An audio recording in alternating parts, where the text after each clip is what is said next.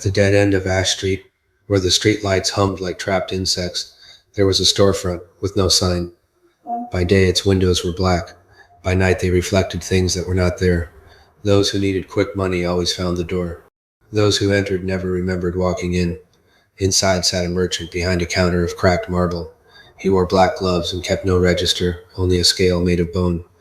A young hustler came to him one rain-soaked evening. "I need cash," the young man said. "Fast." The merchant nodded. "Everyone who comes here says the same prayer." He placed 3 objects on the counter: a gold ring, a sharpened knife, a small empty jar. "Choose." The hustler grabbed the ring. At once his phone began ringing. Opportunities appeared. Easy plays, weak people to exploit. Doors opened where walls had stood. Money came fast, but every dollar felt lighter than the last. Friends became suspicious. Partners became greedy. Sleep became thin.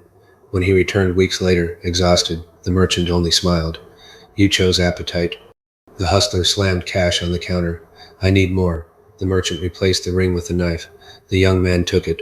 Soon his words became sharp enough to cut trust. His stare started fights. Rivals feared him. No one crossed him twice. Money came faster. But laughter vanished when he entered rooms. Even allies stood one step back. His own reflection looked armed. He returned again, hands shaking. "Give me something stronger." The merchant said nothing and slid forward the empty jar. The hustler frowned.